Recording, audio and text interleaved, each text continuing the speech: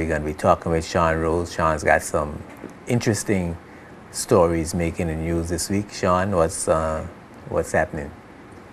Greetings, Edgerenka. How are you doing? Well, Greetings, viewers.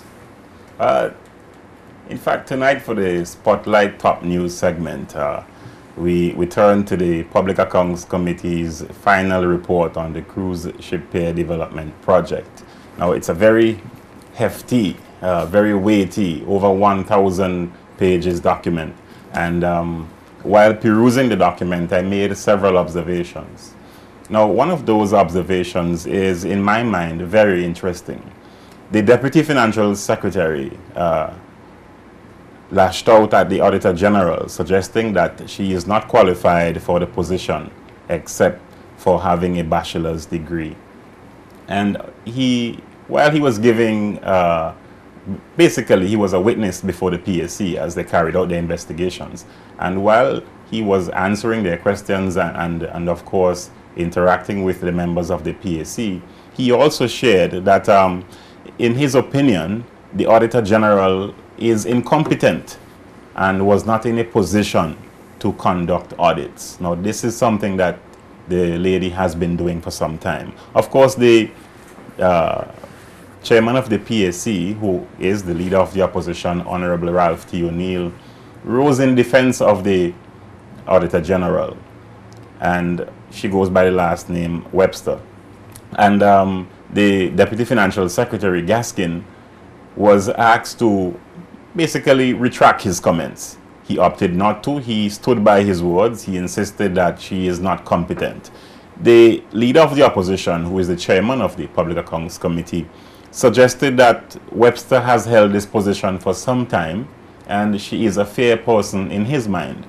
And so he really sought to defend the Auditor General's credibility in this case. I'm not so sure that the Deputy Financial Secretary has at this time, and like I said, it's a 1,000-page document, so I may not have seen that yet, but I have not seen any evidence of him giving some level of credit for the work that the Auditor General is doing. And he's basically questioning her credibility.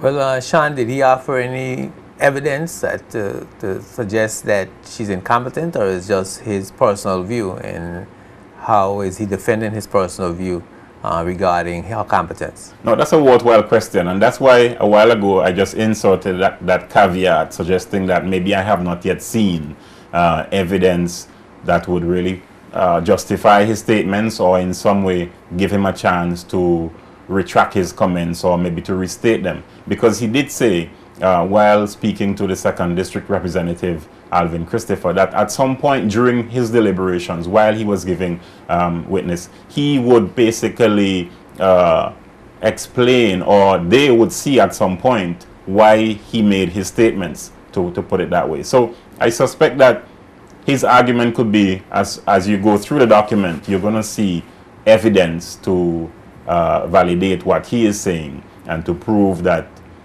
maybe he is right. Well, I know the last time I heard the Minister of Communications and Works defend his actions regarding the cruise pier development in reference to the Public Accounts Committee report. He was saying that there was no substantial evidence of any of the claims that were made in the short version of the report. Have you found any evidence to suggest that there is some wrongdoing somewhere, some corruption? I see reports in the online media, I see headlines in the online media that corruption has been found, but I have not seen any evidence. And I'm looking to see where the evidence lies in that particular matter. That's a very good question. And to be fair, I should allow myself and, of course, the public to get a chance to peruse the document even further. Of course, while going through this, you obviously, your eyes will catch different aspects of the deliberations in the PSC meeting. However, I can tell you that already I have detected an anomaly, so to speak. The Deputy Financial Secretary himself, Wendell Gaskin, said that the transference of control of the project from the Ministry of Communications and Works to the Ministry of Finance was as a result of the Foreign and Commonwealth Office stepping in. And that was really because the Ministry of the Ministry of Communications and Works did not comply with the protocols for effective financial management signed in 2012, in April of 2012. So that is one evidence of a wrongdoing or an administrative mishap, if you want to call it that. I am not so sure that that is really something that is illegal and unethical. It is probably just an administrative issue. However, the fact is that happened, and the project then was moved from the Ministry of Communications and Works to the Ministry of Finance, and it would seem basically for logistical and transparency reasons, accountability reasons. In terms of the other aspect of that answer, the BVI Ports Authority is the governing body, so to speak, for the project. However, there seems to be some discrepancy about the role of the BVIPA in this particular project and whether any government department should actually hold direct responsibility for conducting the affairs of at least under the project on behalf of the BVIPA. And again, in the report, some of the observations, in particular one made by Gaskin, suggests that the BVIPA is a statutory body, and therefore any government department has the authority to conduct activities on behalf of the BVIPA. Well, I mean, I don't know how true it is that any department has the ability to conduct activities on behalf of the Ports Authority, but certainly the ministry responsible for the Ports Authority can, act on its own behalf. The ministry can act on its own behalf, and then whatever action is taken, transfer the action onto the Port Authority. For example, with the Health Service Authority, the hospital was what's known as a turnkey project, that the government built a hospital and then turn it over to the Health Service Authority. I suspect, and I might be wrong, I suspect that the statutory bodies have similar legislative oversight. Yes. And that the government would be able to build a pier, build a port park, a port facility, and then transfer that port facility over to the Ports Authority.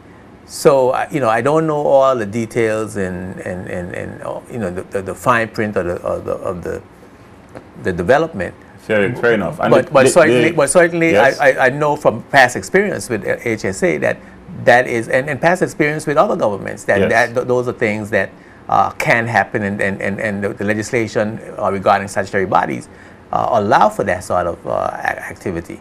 So I don't see the challenges there. Well, fair enough, but I'm making the observations purely from an observer position. Now, the role of the statutory bodies can never supersede the role of cabinet, although of course they do have some level of autonomy. The cabinet at the end of the day is the government.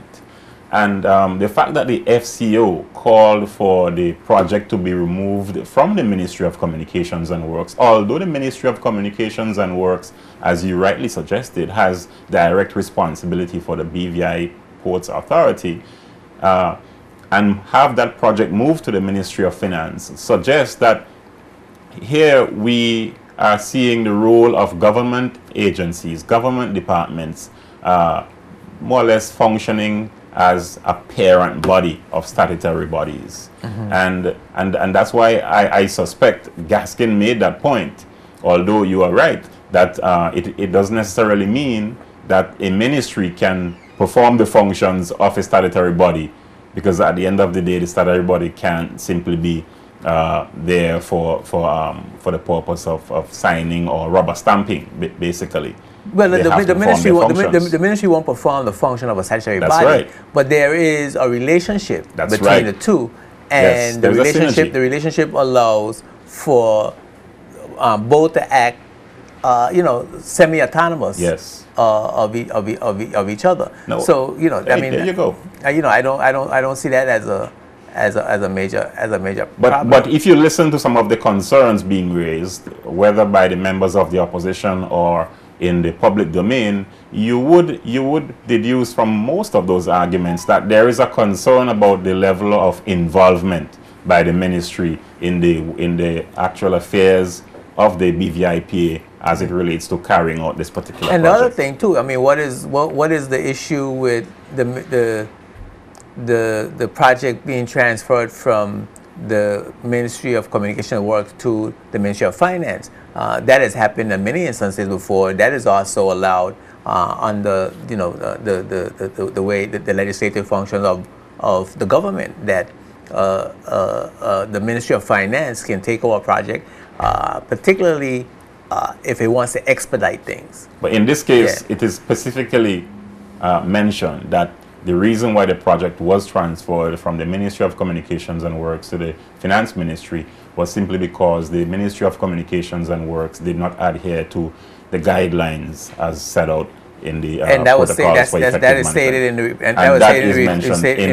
And who is the Gaskin made that observation as he gave a synopsis of the project, really going back to the very start of the cruise pair project under the Virgin Islands Party administration. Yeah. I'm surprised that Gaskin would make that claim, but I haven't read. It's a 1,000-page document. I understand, more than a 1,000-page document, and I hadn't had a chance to even touch it as yet. So I have to look into it. But moving right along, I can tell you that the Auditor General, Sonia Webster, did defend herself as well. She basically told Gaskin, to paraphrase, I don't know what you're saying. I am qualified. I've been chosen more than once. In fact, she said twice. And she pointed out that both the Public Service Commission and the Foreign and Commonwealth Office chose her for the position that she holds. So, well, she's been there a very long time, and if she was incompetent, certainly someone should have said so by now. And I don't know. As I said, I would like to see what Mr. Gaskin's evidence is to show that she's incompetent. And I think when people make those allegations, that they need to be substantiated with evidence. Exactly, I agree. So I'm hoping. Now, in a related matter, somewhat, the Auditor General is expected to come come under the spotlight again. This time, according to BVI Platinum News, the Ministry of Natural Resources is expected to bring forward an audit report on the greenhouse project, that $4.7 million project that has basically found itself in some sticky situations over the last couple of years. Because why I say that there is somewhat of a link, here again, whether or not the Auditor General is competent or not, she will be required, providing of course that this is the case, that there is an audit report coming on the greenhouse project, she will be required to bring forward another document that is expected to shed light on this, again, another very important project in the territory. Yeah, and we need to know what's happening with that greenhouse. That greenhouse project. Yes. I think as it stands now, it should be able to be used, and we should be able to get that. Some return on investment from that $4.7 million. Whether we get farmers to start, working with it, something that needs to be done with it and make it productive. So while I think it's good to get an audit on it, I think that hoping that the Ministry of Natural Resources and Labor, under whose portfolio farming or agriculture falls, that they would do something to get some kind of activity, some kind of farming activity, going on in the greenhouses. No, I agree too. 100%. I don't think you need to. I don't think an audit needs to happen in order for you to do that. Yes. No, while you're doing that, while you're farming, audit couldn't be going on. So, you know, I would like to see some activity happening with the greenhouses. It's been a very long time that they've been sitting there. I will leave you with one or maybe a few reasons why this ought to happen. Coming out, in fact, a report came out just today, June 24th, in the US, indicating that cereals and snacks that are fortified with ingredients, nutrients, are dangerous to the health of not only adults, but particularly children. Now, to be more specific, it says the EWG, that's the Environmental Working Group, says nearly 500,000 of American kids, 8 years and younger, are vulnerable to harmful amounts of vitamin A, zinc, and niacin in excessive food fortification, at least because of that, in outdated nutritional labeling rules, misleading marketing tactics used by manufacturers of cereals, snacks, and other foods, basically as a result of those things.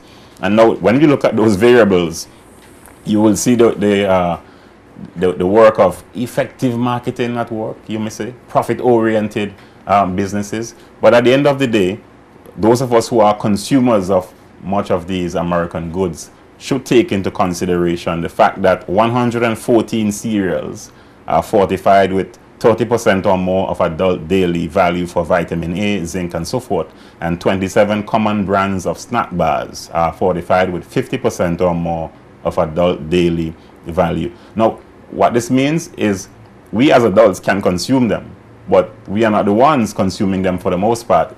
It's our kids. They are the ones who are eating up the cereals, and I will not mention the name, but I have seen overdose on vitamins. Oh yes, I've seen a lot of those names mentioned in the report here, and for sensitivity reasons, I would not mention them. But also the snack bars, many of them are here, and we have been eating them up. Of course, again, as adults, one can say, but children and also ladies who are pregnant. In fact, during pregnancy, taking too much vitamin A can result in developmental abnormalities in the fetus. And sometimes we see these things happen and we don't know what's going on, but the food that we are eating. So this goes back to the greenhouse issue, where we ought to look at growing more of our own food and ensuring that those genetically modified and fortified foods don't enter our system. Well, certainly, Sean, we need to educate the public. We need to educate our people about nutritional values, the importance of eating natural foods, producing our own natural foods, and making sure that our children, well, all of us, make healthy choices, because as we know, the chronic diseases are overrunning us, and we cannot afford the high cost of medical care, health care, and medicines, and so we're going to have to make a change. I mean, there's no question about it that we're going to have to change our behavior, particularly when it comes to nutrition and exercise, and we're going to have to make sure that we prevent disease as opposed to treat disease. That's all we got time for, Sean, in this interview. Spotlight is brought to you by the National Bank of the Virgin Islands, the BVI Tourist Board, and CCT Global Communications.